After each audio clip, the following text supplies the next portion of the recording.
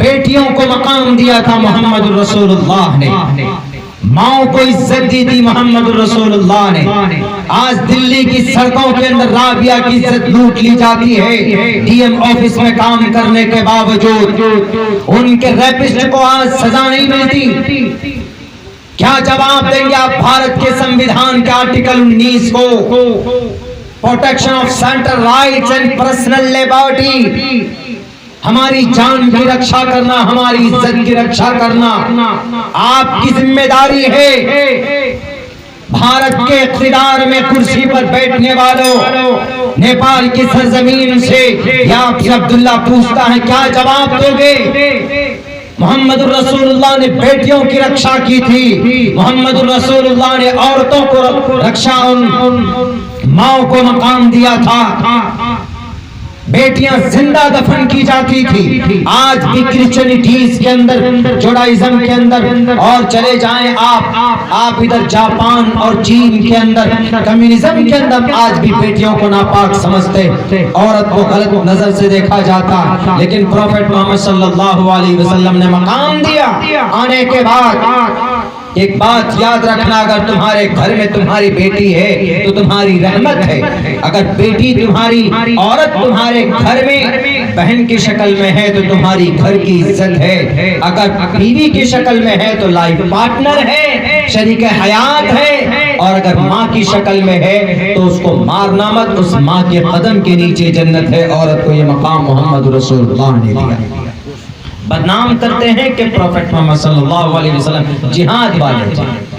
जिहाद का मतलब अबू जहल का मुकाबला करना, जिहाद का मतलब फिरौन का मुकाबला करना, जिहाद का मतलब टेररिज्म का मुकाबला करना, जिहाद का मतलब दहशतगर्दों का खात्मा करना, जिहाद का मतलब द एनिमी ऑफ ह्यूमैनिटीज का खात्मा करना, दुश्मनाने इंसानियत का खात्मा करना।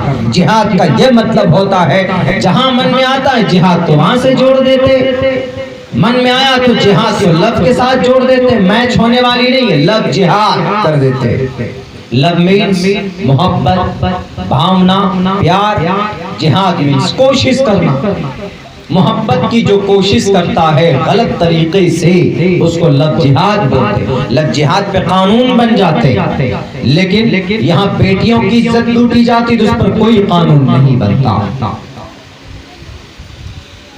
90 साल गुजर जाते हैं, 50 साल गुजर जाते हैं, इंसाफ नहीं मिलता है। मर्डरर घूमते हैं।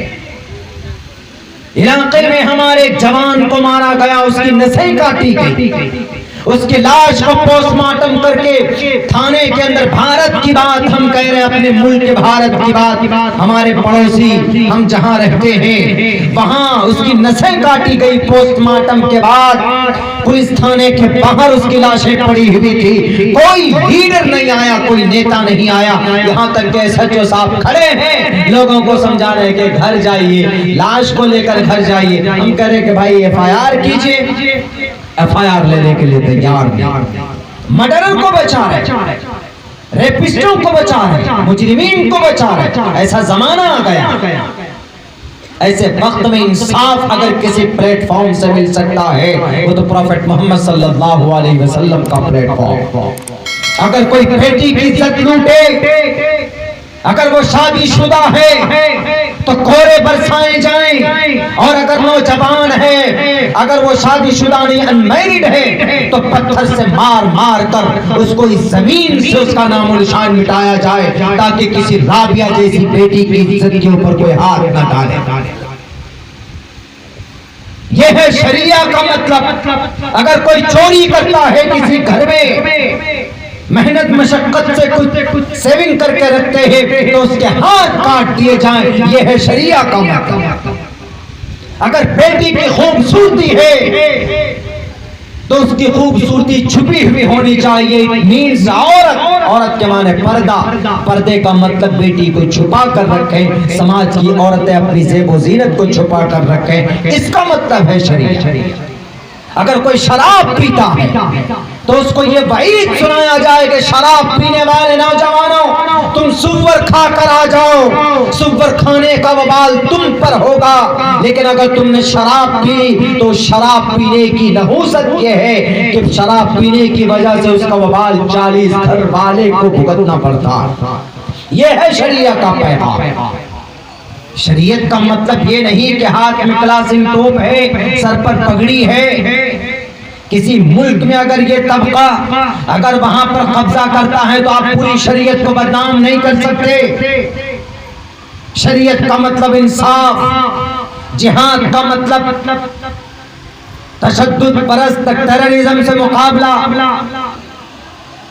क्या मोहम्मद रसूलुल्लाह ने नहीं किया? क्या श्री रामचंद्र जी ने टेररिज्म से मुकाबला नहीं किया? श्री कृष्ण जी ने टेररिज्म से मुकाबला नहीं किया? आज जन्माष्टमी है, तारीख भरी पड़ी, दुर्गे माता का नाम दुर्गा क्यों पड़ा? दुर्गम राक्षस के वध करने की वजह से। कौन था दुर्गम? टेररिस्ट था। अंधकासुर का वध करने वाला यही दुर्गे माता काली का अवतार क्यों लेती है? अंधकासुर रावण का खात्मा होता है, कौरव पांडवों के बीच में जंग होती है। किस लिए होती? टेररिज्म के खात्मे के लिए, तशद्दुद परस्तों को इस धरती से मिटाने के लिए मोहम्मद रसूलुल्लाह आए थे। अल्लाह ने भेजा उनको ताकि जाओ लोगों के बीच में अमन का पैगाम पहुंचा। विरशोही भगवान धर्म से आयाते कुरूलम शरीरेने शमम नासम सर्वमन यद्धि गच्छति। धर्म को बदनाम करने वाले उठाओ इस श्लोक को, श्रीमद् भगवत गीता के अंदर मौजूद और आपकी किताब हमारे हिंदू भाइयों की मनुस्मृति के अंदर मौजूद। विरशो ही भगवान धर्मस्तस्य आयातै कुरूलम शरीरेने शमम नाशम सर्वमन यद्धि गच्छति। क्या आदमी ईश्वर के संविधान, ईश्वर के कानून के मुताबिक इंसानों को अपनी जिंदगी गुजारनी चाहिए, इसलिए कि इंसान फना हो जाएगा लेकिन अमल जो होगा उसका मरने के बाद भी जिंदा रहेगा।